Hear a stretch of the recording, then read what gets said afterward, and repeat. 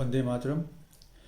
वैद्य श्री त्रिलोक चंद्र जी द्वारा रचित हमारा आयुर्वेद नामक महाग्रंथ, इसे घर घर पहुंचाने की जो मुहिम गोविंद भाई ने चलाई है, उसका फिर से मैं एक बार आभार करते हुए आज के स्वाध्याय के क्रम को आगे बढ़ाता हूं।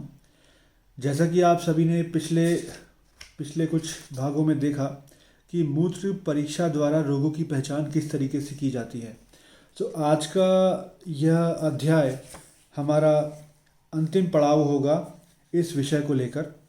तो मैं एक बार आप सभी के समक्ष इसे संक्षिप्त रूप में बता देता हूँ कि हमने किस किस विषय पे हमने स्वाध्याय किया है। तो पहले हमने देखा मूत्र परीक्षा द्वारा रोगों की पहचान किस तरीके से की जाए, जिसमें तेल बिंदु परीक्षा एवं भौतिक परीक्षा आती है। उसके बाद फिर हमने ये देखा कि मूत्र की गंध परीक्षा किस तरीके से की जाती है। फिर हमने जाना कि मूत्र परीक्षा द्वारा प्रमेहों की पहचान किस तरीके से की जाती है। उसके बाद हम अपने आगे के क्रम में देखें कि मूत्र के रंगों के आधार पर विभिन्न रोगों की पहचान किस तरीके से की जाती है। आज हम जानेंगे कि मूत्र में मज्जा व चर्बी, शर्करा एवं वीर्य की परीक्षा किस तरीके से की जाती है और इसके क्या क्या परिणाम होते हैं, क्या क्या संकेत होते हैं। तो इस क्रम को आगे बढ़ाते हुए फिर से आपका एक बार स्वागत करता हूं। और आइए हम जानते हैं मूत्र में मज्जा की परीक्षा किस तरीके से की जाती है।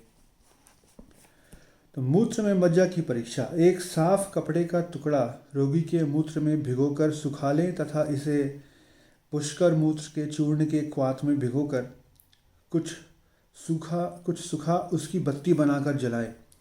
यदि तुरंत आग पकड़ ले तो मूत्र में मज्जा जाल मकड़ी का जाल की तरह पतली परत की तरह होती है।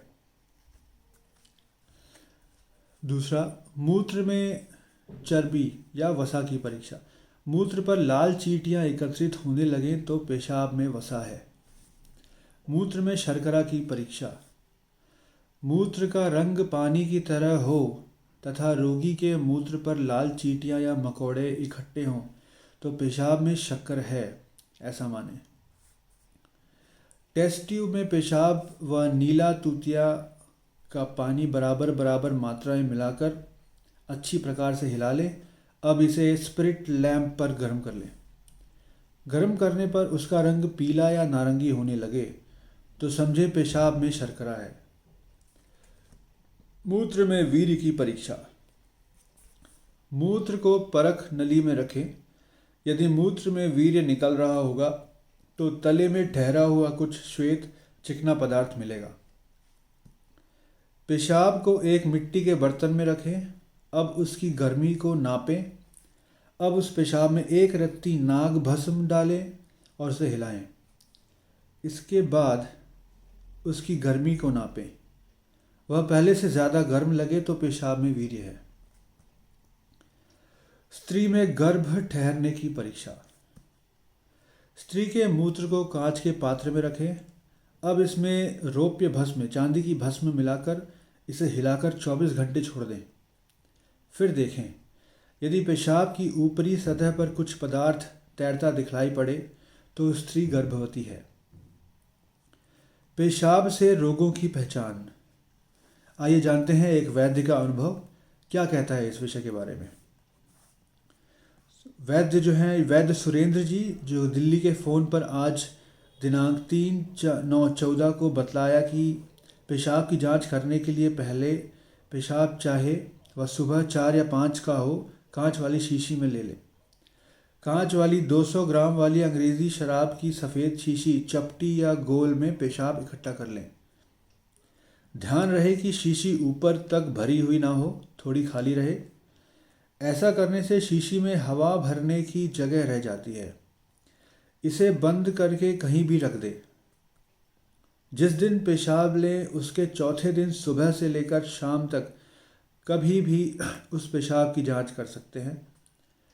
चौथे दिन जब पेशाब की जांच करेंगे तो आप पाएंगे कि शीशी के तले में रेत के कण या पेशाब के बीच में या ऊपर आपको कुछ दिखलाई देगा।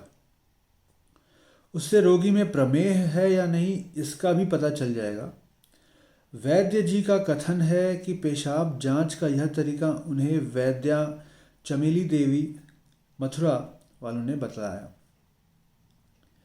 परामर्श। मेरा सुझाव है कि गठिया, शुगर, टीबी के रोगी के पेशाब की जांच भी इसी तरह करें तो आपको रोग पहचानने में काफ़ी महारत हासिल हो जाएगी, ऐसा लेखक का कहना है। मूत्र परीक्षा पर चल रहे इस स्वाध्याय की यह आखिरी कड़ी थी। आज हम इसे यहीं समाप्त करते हैं। तो जैसा कि आपने पहले देखा कि वैद्य जी ने हमें कहा था कि ऐसी परीक्षण विधि केवल सेवाभावी वैद्य या अनुसंधानकर्ता ही अपनाना चाहेंगे। एक ही रोग पर विभिन्न आचार्यों का मत इसमें दिया गया है तथा विद्वान वैद्य एवं चिकित्सक उन पर अपने अनुभव की मुहर लगाकर ठीक निर्णय को अपने अनुसंधान में स्थान देंगे। तो इसमें और भी गहन अध्ययन करने की आवश्यकता है। सभी वैद्यों से एवं चिकित्सकों से मेरा अनुरोध है कि इस विषय को आगे बढ़ाते हुए वह अपना अनुभव भी वैद्य जी से शेयर करें, जिससे कि आगे आने वाले संस्करणों में उन्हें इसमें शामिल किया जा सके और इस विषय को और भी गहराई में प्रस्तुत किया जा सके। तो आपसे आज्ञा लेते हुए हम आपसे अब मिलेंगे अगले विषय में, जो कि नाड़ी परीक्षा पर आधारित है। बहुत बहुत धन्यवाद आप सभी का सुनने के लिए। वंदे मातरम।